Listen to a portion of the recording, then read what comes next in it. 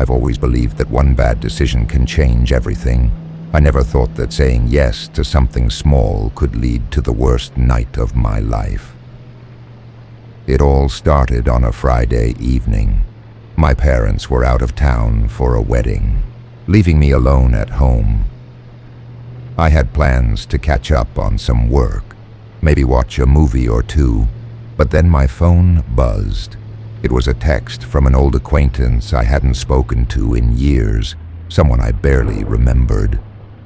"Hey, I'm in town and need a place to crash for the night. Can I stay over?" I hesitated. Something about the text felt off. Who even sends a message like that after years of no contact? But I brushed it off. Maybe they were in a tough spot. Against my better judgment, I replied, "Sure, come over." I immediately regretted it. An hour later, there was a knock at the door. When I opened it, I was greeted by Sam, the guy who had texted me. He looked different. His face was gaunt, his eyes sunken, and he had this eerie smile that didn't quite reach his eyes. "Thanks for letting me stay," he said, stepping inside without waiting for an invitation. "No problem," I lied, already feeling uneasy. He dropped his bag in the living room and made himself at home, sitting on the couch as if he owned the place. His movements were slow and deliberate, almost calculated. As the evening wore on, his behavior got stranger. He kept asking me odd questions, like, "Do you ever feel like someone's watching you?" Or, "Do you believe in second chances?" I laughed nervously, trying to steer the conversation into safer territory, but Sam wasn't interested in small talk. At one point, he stared at me for what felt like an eternity before saying, "You shouldn't have said yes." "What do you mean?" I asked, my voice trembling slightly. He didn't answer. Instead, he got up and started wandering around the house, opening doors and looking into rooms. "Sam, what are you doing?" I asked, following him. "Just checking," he replied cryptically. Something about his tone sent a chill down my spine. I decided to call it a night and told him he could sleep in the guest room. He didn't protest, just nodded and disappeared into the hallway. I locked my bedroom door and tried to sleep, but I couldn't shake the feeling that something was wrong. Around 2 a.m., I heard footsteps outside my room. "Sam," I called out, but there was no response. The footsteps grew louder, circling my room. Then they stopped. Moments later, there was a soft knock at my door. "Who's there?" I asked, my voice shaking. "It's me," Sam replied, his voice muffled. "Can I come in?" "No," I said firmly. He didn't say anything else, but I heard him walking away. I stayed up the rest of the night, too scared to close my eyes. When morning finally came, I cautiously opened my door, expecting to find Sam in the guest room. But he was gone. His bag, his shoes, everything gone. I tried to convince myself that he had just left early, but deep down, I knew something was wrong. A few days later, I got a call from an unknown number. A woman's voice on the other end asked, "Is this Robin?" "Yes," I replied, confused. "I'm calling about Sam," she said. "You let him stay at your house, didn't you?" "How do you know that?" I asked, my heart racing. "Because Sam's been dead for 3 years," she said flatly. I froze. "That's not possible. He was at my house just a few nights ago." "I don't know who or what you let in," she said, her voice trembling. "But it wasn't Sam." Before I could respond, the line went dead. That night, I couldn't sleep. I kept replaying everything in my head, trying to make sense of it. At around 3 a.m., I heard a knock at the door. I didn't open it. To this day, I don't know what I let into my house that night, but I do know one thing: I'll never make a decision like that again. This is a story I'll never forget. A story of fear, regret, and the consequences of a bad decision. It all began when my 3 friends, Amit, Ravi, and Sanjay, insisted on going on a camping trip. I wasn't thrilled about the idea, especially when they revealed the location, a dense jungle rumored to be cursed. I protested, saying we should find a safer spot, but they brushed off my concerns. After hours of persuasion, I reluctantly agreed. That was my first mistake. The trip started normally enough. We packed our gear, loaded it into Amit's car, and hit the road. But as we drove further away from the city, an eerie feeling crept over me. About an hour into the journey, strange things began happening. It started with a sudden chill in the car, despite the air conditioning being off. Then the radio, which we'd turned off, started crackling with static. Ravi tried to change the station, but all we heard was a faint, distorted voice whispering, "Turn back." "Just some interference," Amit said, laughing nervously, but I wasn't convinced. As we got closer to the jungle, the road became rougher, and the trees loomed larger, their branches twisting unnaturally. That's when we saw him, an old man standing in the middle of the road, waving his arms frantically. Amit slammed on the brakes and we came to a screeching halt. The man approached the car, his face pale and his eyes wide with fear. "Don't go into the jungle," he warned. "It's cursed.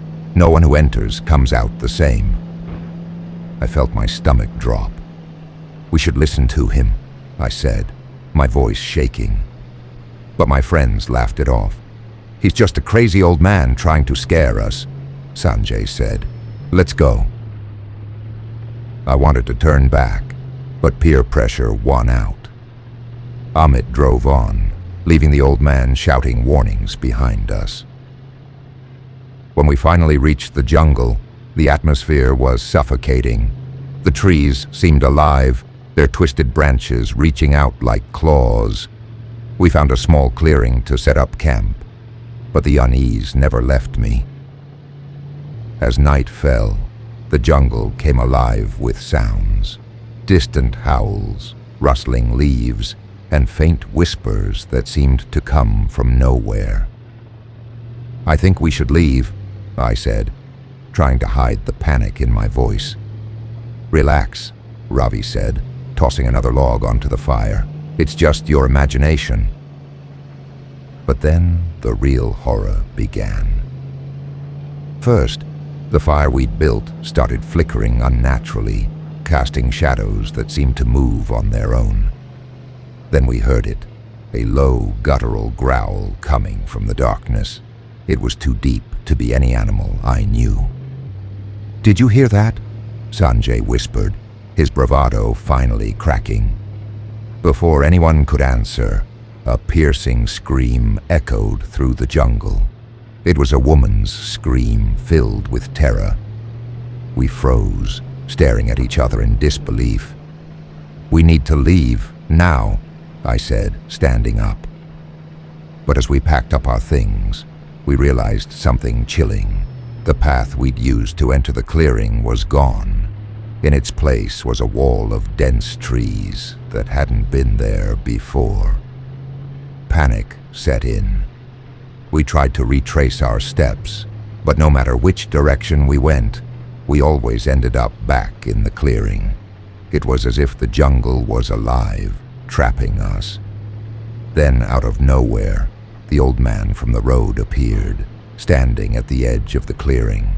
"I warned you," he said, his voice echoing unnaturally. Before we could respond, he vanished into thin air. The night only got worse. Strange figures darted between the trees, their glowing eyes watching us. We heard laughter, childlike and sinister, coming from all around. At one point I felt a cold hand brush against my shoulder, but when I turned, no one was there. One by one, we all began to lose consciousness. The last thing I remember is hearing a deep, inhuman voice whisper, "You shouldn't have come." When I woke up, the sun was shining and I was lying on soft grass. I sat up, disoriented, and saw my friends nearby, just as confused as I was. But the jungle was gone. In its place was an open grassy field, stretching as far as the eye could see. There were no trees, no signs of our campsite, nothing. "What just happened?" Amit asked, his voice trembling. None of us had an answer. We packed up what little we had left and drove back in silence. Days later, I tried researching the jungle, but it was as if it didn't exist. No maps showed its location, and no one I spoke to had ever heard of it. It was as if the jungle had vanished from reality. To this day, I don't know what we experienced that night. All I know is that I'll never ignore my instincts again.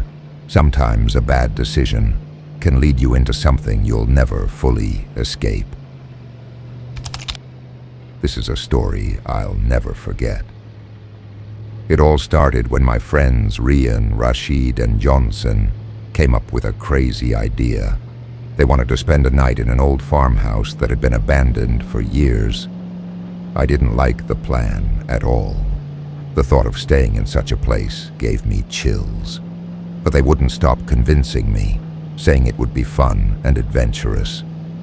Against my better judgment, I said yes. That was my biggest mistake. We reached the farmhouse just before sunset. It was in the middle of nowhere, surrounded by overgrown weeds and tall trees. The house looked like it had been standing there for centuries. The walls were cracked, the windows were broken, and the wooden door creaked loudly as we pushed it open. Inside, the air smelled musty, and the floorboards creaked under our feet. There were old, dusty furniture pieces scattered around, and cobwebs hung from the ceiling. The place felt heavy, like it was hiding secrets. "We'll set up here," Rian said, dropping his bag in what used to be the living room. I didn't like the idea, but I followed along. As the sun disappeared, the farmhouse became eerily quiet. We lit a few candles and sat in a circle, telling stories to pass the time. Around midnight, we started hearing strange noises. At first it was faint, like whispers coming from upstairs. I froze and looked at my friends. "Did you hear that?" I whispered. "It's probably the wind," Johnson said, though he didn't sound convinced. But the noises grew louder, footsteps, creaking floors, and even the sound of something dragging. It was coming from the second floor. "We should check it out," Rashid said, grabbing a flashlight. "No way," I protested. "We should leave." But Rian and Johnson agreed with Rashid, so we all went upstairs together. The staircase groaned under our weight, and every step made my heart race. When we reached the top, we found a long hallway with several doors. Rashid opened the first door, and it was empty. Just an old, dusty room. The same with the second door. But when we opened the third door, it was different. There was a single chair in the middle of the room, and on it was a doll. The doll was old, with faded clothes and a cracked porcelain face. Its eyes seemed to follow us. "This is creepy," I said, stepping back. "Let's just leave it," Rian said, closing the door. We went back downstairs, but the noises didn't stop. In fact, They got worse. Now it sounded like someone was running up and down the hallway upstairs. "Okay, this is not normal," Johnson said, looking genuinely scared. Suddenly, the front door slammed shut on its own. We all jumped and ran to open it, but it wouldn't budge. We were trapped. Then we heard laughing. It was faint at first, but it grew louder, echoing through the house. "Who's there?" Rashid shouted, but there was no answer. The candles we'd lit started flickering, and one by one they went out. We were plunged into darkness. "Stay close," I said, my voice trembling. Out of nowhere, the chair from the upstairs room came crashing down the stairs, the doll still sitting on it. Its head turned slowly, and its eyes seemed to lock onto mine. I couldn't take it anymore. I ran to a window and tried to break it, but the glass wouldn't shatter. It was like the house was alive, keeping us in. Then, the whispers started again, this time all around us. They sounded like they were coming from the walls. I felt something cold brush against my arm, and when I turned, there was no one there. Rian screamed, pointing to the corner of the room. We all looked and saw a shadowy figure standing there, its eyes glowing red. We huddled together, too scared to move. The figure started walking toward us, its footsteps echoing loudly. Just as it reached us, everything went black. The next thing I remember, it was morning. I woke up on the bed inside the farmhouse with Rian, Rashid, and Johnson lying next to me. We looked around, and the farmhouse was normal. Everything is clean. To this day, I don't know what happened that night. But one thing is clear. Agreeing to stay in that farmhouse was the worst decision of my life.